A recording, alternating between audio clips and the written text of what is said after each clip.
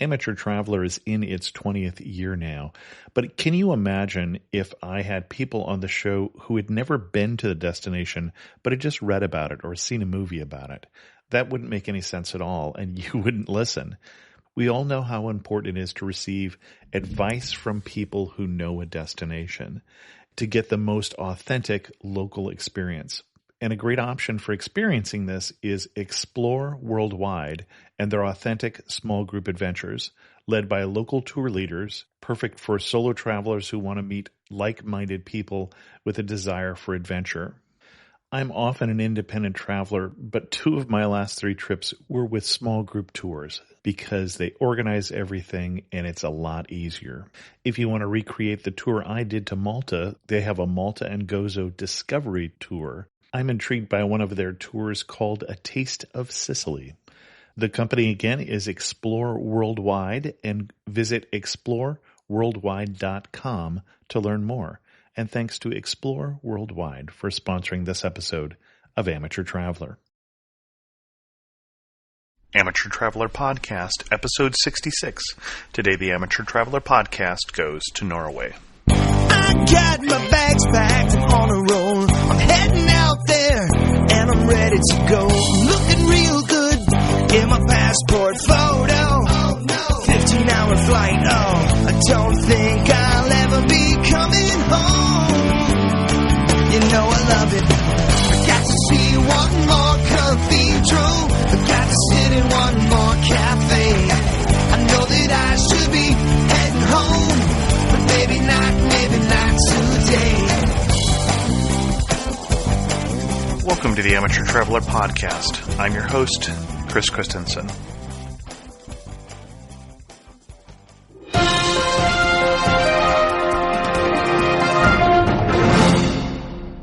The first news story I have for you today comes from the USA Today's travel section.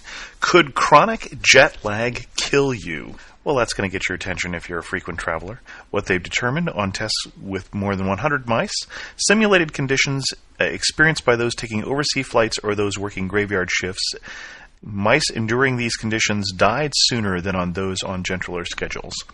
This may or may not have an impact for humans, but it certainly will be limiting the air travel for mice. And then the next 2 news stories are similar. People are starting to come out with their best places to go in best destinations in the year 2007. So I've got 2 different lists for you, and I would like you to hear both lists, and then I would like your feedback what the Amateur Traveler Podcast best list is for 2007. I'll start a link to that in the discussion boards. But here's 2 different lists. The first one is from Fromers, fromers.com. Their hosts, David Lytle and Kelly Regan, have their list for the best destinations in 2007. Portland, Oregon, Zurich, Tokyo, Minneapolis and St. Paul, Virgin Gorda, the British Virgin Islands, Portland, Maine, Okanaga Valley, Lake Powell and Glen Canyon, Asheville, the Panama Canal, and Poland. Tell me if any of those or which of those would be on your list. The second list I have is coming from PR Newswire, and it's coming from TripAdvisor. TripAdvisor's top 10 hot world destinations for 2007 is Pamukkale, Turkey, Parga, Greece, Ayr, Scotland, Campeche, Mexico, Marrakesh, Morocco, Naxos, Greece, Puno, Peru, Soler, Spain, Salvador, Bahia, and Brazil, Fez in Morocco. And I'll put a link to all of these in the show notes in case you are wondering about my pronunciation. Their top 10 hot U.S. destinations for 2007 are Anna Maria, Florida, Kailua, Hawaii, Siesta Key, Florida, Macon, Georgia, Breckenridge, Colorado, Millinocket, Maine, Vail, Colorado, Bishop, California, Franklin, Tennessee, and Eureka, California. So again, that's the experts list, and I'm interested to know what your list would be for best destinations. Let's do it the way the TripAdvisor did. Best destinations for international travel and best U.S. destinations. And I'll put links to those in the show notes and in the discussion boards.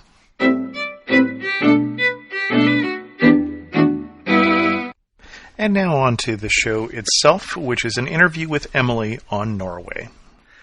I'd like to welcome to the show Emily, who is coming on to talk about Norway. Welcome, Emily. Thank you. Now, we were talking before we started recording. You've been to Norway twice. Yes. I went one time in 1997 with my family when I was about 12 or 13 years old. We were there for about a week. And then I went again when I was in college as an exchange student in 2004. And when you were an exchange student, you were there for how long? 4 months. Okay. And then you actually, before or after that, minored in Norwegian? I actually majored in Norwegian. You majored in Norwegian? After that. All right. Yeah. Okay. Tell us a little bit about the first time. What were your first impressions of Norway? Well, Norway is just beautiful. I think it's the most wonderful landscaping I've ever seen. I don't know how many times I've been somewhere else and thought, oh, wow, this is almost like Norway. It's just right on the water. I love water. And so just looking at, like, when you're on a boat or something in Norway and seeing the water, and then you see, like, this tiny little town at the base of this huge mountain, it's just fascinating. And I don't know, I just think it's beautiful. I think your parents were telling me one time that they had done a trip to Alaska and they'd done a trip to Norway, and they were definitely recommending do Alaska first because otherwise it'll be anticlimactic. Yeah, a lot of people on the cruise that they were on were sitting there oohing and eyeing about Alaska, and they were like, oh, yeah, it's nice. It's almost like Norway, but not quite. So, obviously, it must have made a big impression on you the very first time you went. Now, your family is at least in part Norwegian. Yes, my grandfather came from Norway when he was 5, so my great-grandparents brought the family over. And you got to the area where your grandfather came from? Yes. When we went in 97, we took a boat. It's called the Hurtigruten, and okay.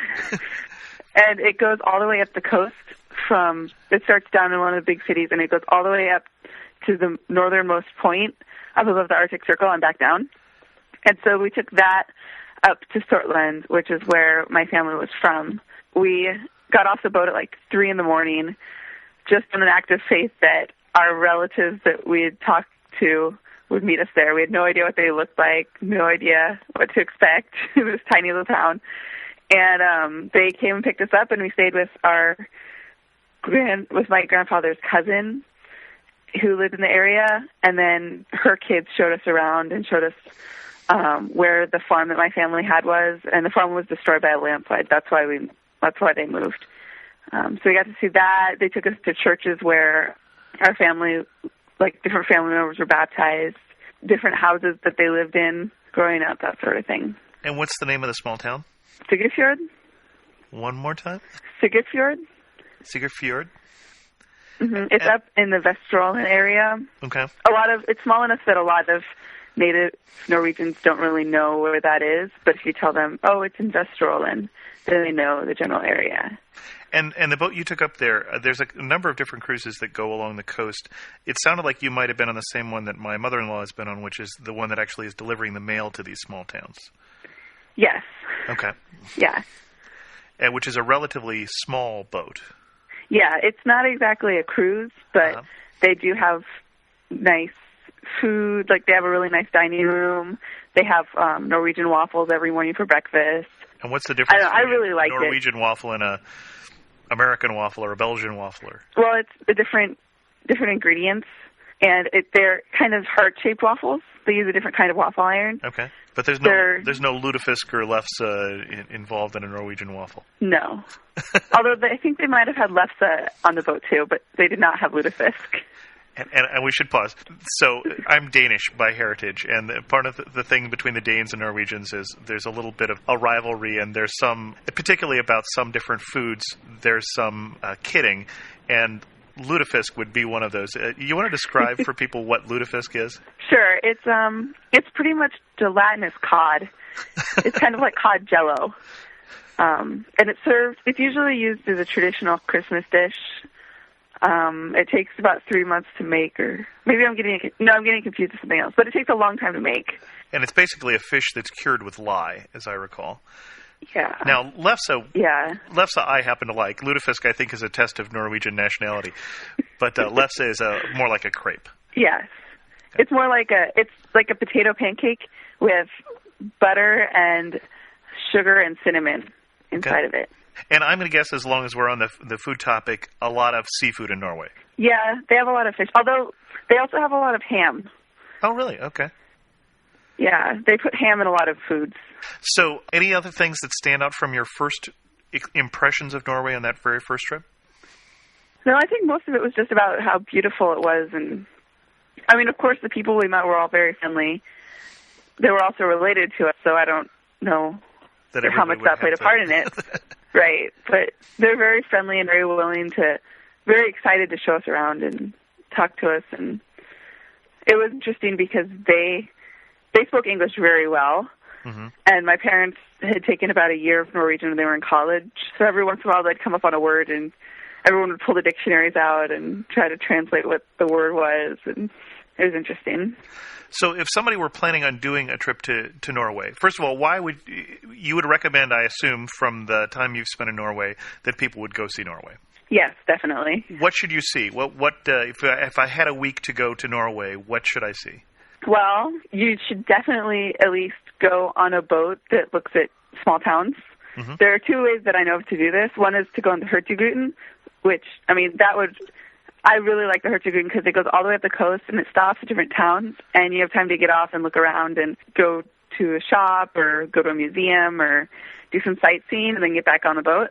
There's another thing called Norway in a Nutshell, which is when you take the train to Bergen. It stops in this small town where you get off the train and get onto another small train, which takes you to this small town called Flom. And then you get on a boat there, and they take you through the fjords. And it's a much smaller boat, so they can get a lot closer. And so they take you to the fjords and then into Bergen, which is one of the major cities in Norway. So, but it was really fun, and you know, we got just right up there, up close, seeing the towns, and the mountains were like right next to us, and they're just gigantic. And Emily has sent me some pictures of her various trips, so I will include some pictures in the enhanced version of this that has pictures. So you said that's number one, is take one of the smaller boats, see the small towns, go further up, mm-hmm. all the way to the Arctic Circle, or... Well, it depends on what you want your emphasis to be, because there are a lot of fun things to do in the cities, too. Okay.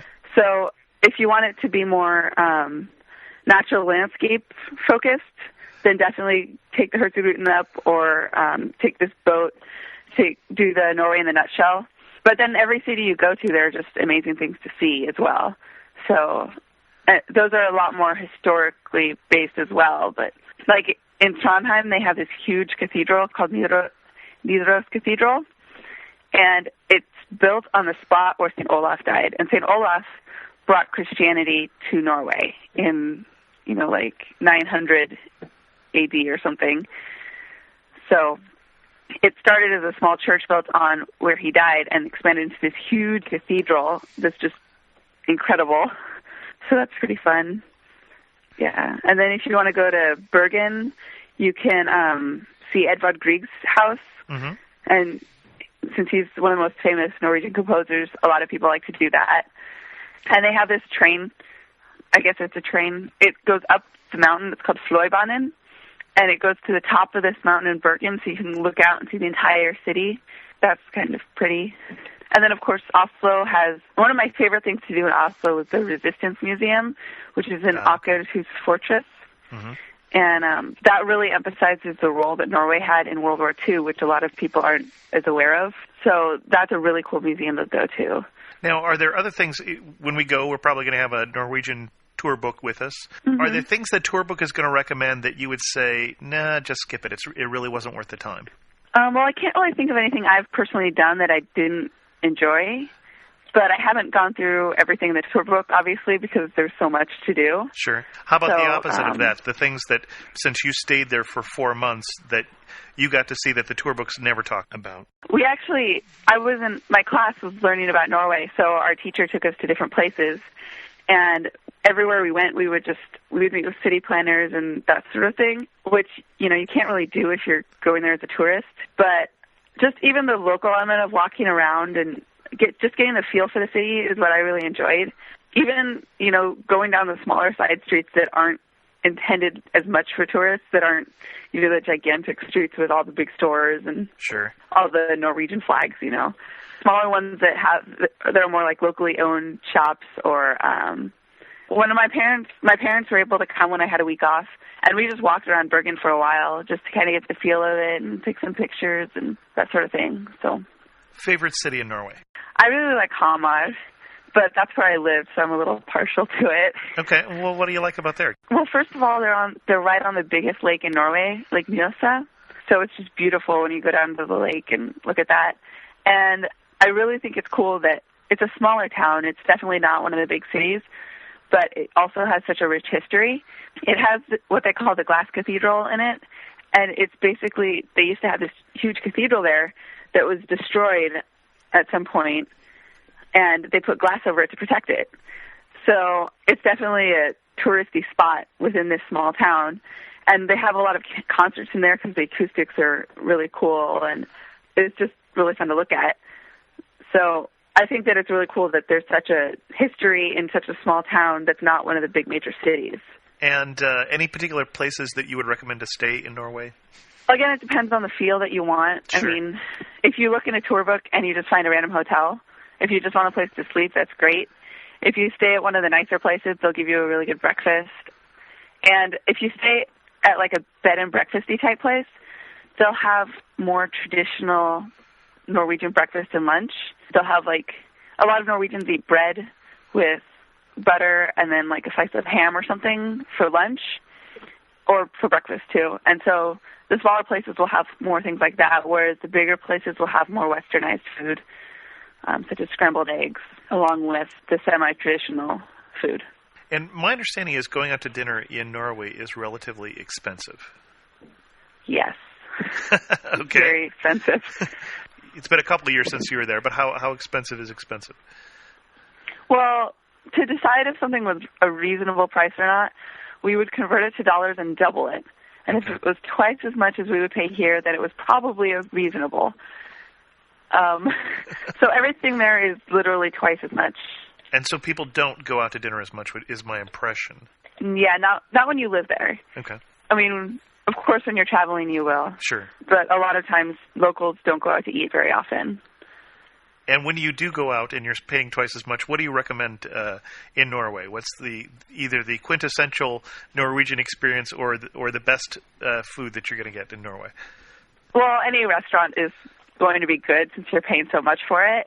Okay. But my favorite restaurant was actually a pizza place called Pepe's, and they have these huge pizzas that came in square slices. So my roommate and I would go there every couple of weeks and get pizza. Other good places they have a lot of kebab places that are really good. Okay. And these are the more European kebabs that we don't really get here in the States. So they aren't on a skewer. They're more like a pita with a whole bunch of stuff in them. So okay. Those are really good. Now, I'm not gathering that either of those being traditional Norwegian food, but more what No, they are. Norwegian college students are eating here. Well, a lot of Norwegian college students do eat kebabs. Okay. But yeah, they aren't exactly traditional Norwegian food. Okay. And in terms of getting around Norway, you talked about the boat and you talked about the train to Bergen. Is it better to get around on public transportation in Norway than to rent a car, for instance? Yes, definitely. The trains go pretty much anywhere you want to go, and if they don't, there is a way to get there. Whether it's train, boat, bus, walking. When I was there with my parents, we took a taxi a couple of times, but usually, renting a car would just be very difficult. In an unfamiliar area, they have pretty narrow roads, and of course it's Norway, so if it gets cold, it'll probably be icy. I heard people talk about the taking buses in Norway and just not being able to imagine driving the same roads that the bus driver was taking this big bus over. Yeah, the bus drivers, are so familiar with the roads. You're sitting there on this bus and they're going around these windy roads, and another bus comes and they pass each other with almost no room to spare, and they just keep going along at the same speed. What was the biggest surprise for you about Norway? I think it was how expensive everything really is. Okay. You hear it's expensive, but then you get there and you see the prices and you're like, oh, well, that's in kroner, it's not in dollars. And then you convert it and you're like, wow, that's still really expensive. Okay. How about the best surprise? Just how friendly people are in general. I mean, Norwegians are thought for being they are very reserved in general, but if you meet them once, they'll stop on the street and talk to you for 20 minutes. There was this girl that we met in the computer lab, and we talked to her for about 5 minutes maybe. Then we passed her later in the town when she was on her way to Sweden, actually, and she stopped and talked to us for about 20 minutes just about what she'd been up to, where she was going, asking if we needed anything, if we were lost, not if we were lost, but if we needed help finding anything from a local. It's just really cool how, you know, they have the reputation of being reserved and not really talking to people, but once you kind of break that barrier a little bit, they're your friends pretty much, or they're just there to help you. And what's the best way to break the barrier? Well, that can be a little more difficult, I guess. Definitely talking to them, although a lot of times if you talk to them and they don't think it's a good reason, you kind of scare them a little bit. Well, not really scare them, but they look at you funny, like, why are you talking to me? So I guess because a lot of the times we were introduced to people or we were in a room with them for a while and then something happened and they would make a comment and then we would respond to that, and that's when we kind of broke the barrier, I guess. Now, is this someplace that's staying, for instance, if you're into the hostel scene, that would help you in terms of breaking the barrier, someplace staying where there's more of a common area, for instance? Maybe. The only hostel I stayed at was when I was with my class, and the only other people there was a really large group of high schoolers. Mm-hmm. So we kind of avoided them because there were a lot of them and it was kind of scary. So, but I could see a common area. I could see that being a nice way to meet people and kind of break that barrier, potentially. And any Norwegian phrases? You said you can get by in English fairly well, it sounded like. They all speak English fluently pretty much by high school. The most common phrase that I used was snakker du engelsk, which means do you speak English? Okay, one more time and slowly.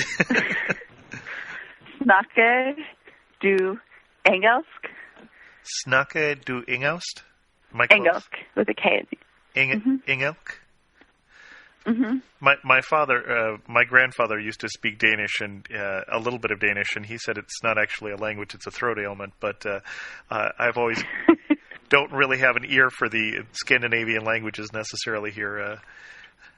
Any other phrases that would be helpful? Your please and your thank you are. Well, talk is definitely important, and that means thank you. Mm-hmm. And they usually, like if you're in a store buying something, they'll say varsågod or varsågod, depending on where you are, they'll pronounce it differently. Mm-hmm. That just kind of means here you are. And a lot of times that might throw people if they aren't expecting it and don't know what it means. So there isn't really, you don't need to respond to it, but you can say talk. I mean, it's always handy to know talk. Okay. There isn't really a please. It's more of a contextual. There are different ways to say it depending on context. And so usually if you just ask them in English nicely, it gets the same idea across. Any other communication skills that you can impart to us here? Well, I know that I came from a university where everybody's very friendly and making eye contact with each other as they walk around and acknowledging each other even if they don't know each other. And that is not really the way in Norway. That's a good way to get a lot of people staring at you quickly. Do you even acknowledge? Do you nod or? Not really. You just kind of walk next to and don't really make eye contact. But, I mean, if you do, just be courteous. And a lot of them are familiar enough with American culture. Well, a lot of them have a few ideas about American culture just because so much of our media is over there that, if you do, stare at, make eye contact with them, they aren't going to think you're the strangest person ever. They're exposed to enough of our culture that it's not going to weird them out too much. Okay. And there aren't really any huge cultural faux pas I can think of. As we wrap this up, you mentioned in the beginning that Norway was beautiful. 3 most beautiful things you saw in Norway. Probably when it was snowing and I was by the lake and the snow was just coming down. That was really pretty. Mm-hmm. And again, the fjords and being like right next to the mountains. Okay. And and the church in our town. Mm-hmm. Even like when it was snowing, when it wasn't, it was just beautiful. It was the centerpiece, and it was kind of a landmark that you could see from everywhere, and it was pretty from all directions. Now, is that a Stav church? No, I actually didn't see any Stav churches. Okay. The classic wooden style. Yeah, this was just a cathedral. Well, a lot of their churches just look like Catholic churches because they used to all be Catholic churches, and then when they converted to Lutheranism, they just used the same churches. Sure. So this is one of those. Okay. Any closing recommendations in terms of Norway? Just go and have fun. If you need anyone that you want to take anyone with you, give me a call. You're ready to go back. Definitely. Well, thanks very much for being on the show, Emily, and sharing your experiences about Norway. Yeah, thanks for having me. And if you want to get a hold of Emily, just send me an email and I'll forward it on to her if you want to take her to Norway. Thanks a lot. Bye-bye. Thanks. Bye. And thanks again to Emily for being on the show. I have 3 different Internet resources in the Internet resources portion of the program, which is now. The first one is a link to the National Tourist Routes. There are 4 different routes that currently held the title of a National Tourist Route in Norway. And in the show notes at amateurtraveler.com, I'll put a link to an article that tells you about these 4 different drives. And again, this being said, that driving in Norway is probably for the more adventuresome. The second one is Oslo Virtual Sightseeing, and it's one of a set of virtual sightseeing tours at norway.com.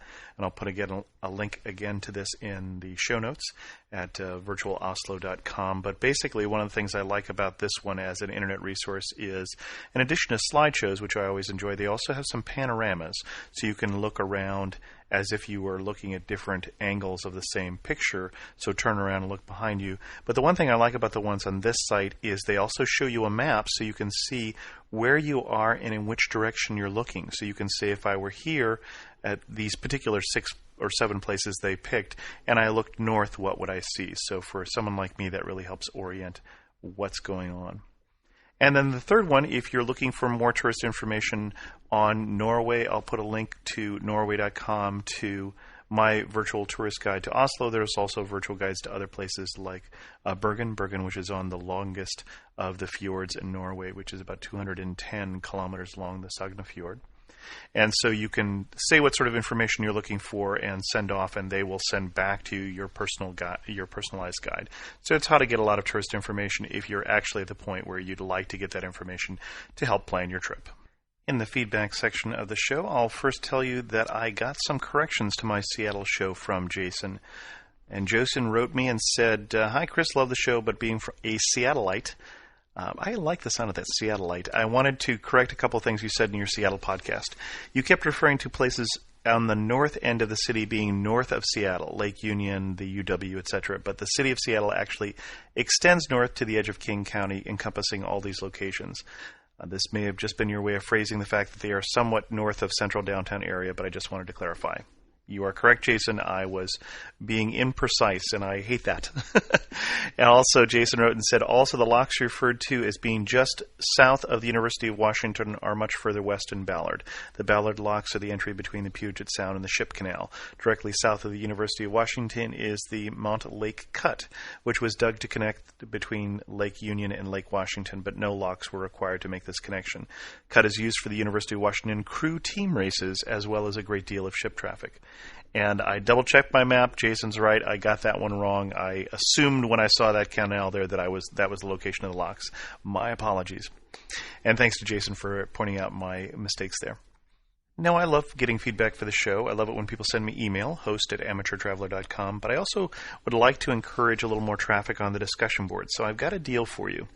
I believe that I just signed a new deal through Podshow for a sponsorship on the show from Sheraton, and that will give me some money for doing the show, and I would like to give some back to you, the faithful listeners of the show.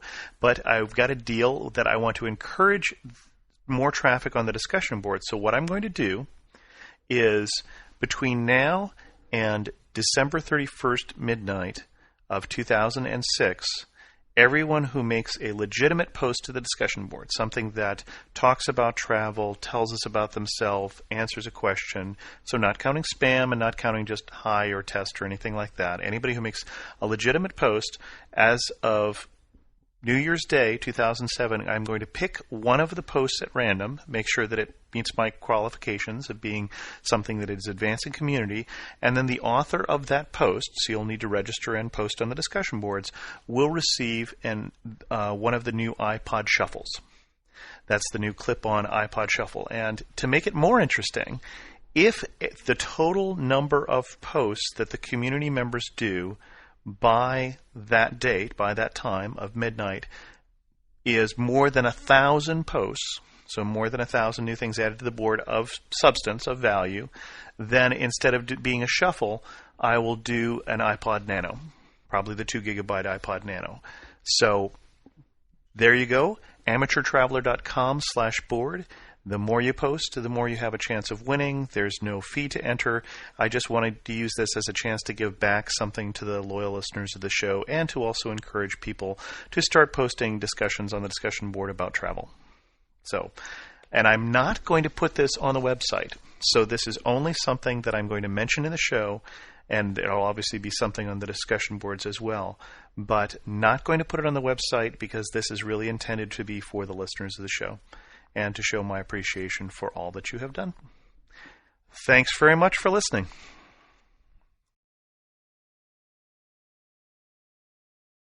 The best and the brightest served up daily by the sharpest minds in content delivery, pod show, and limelight.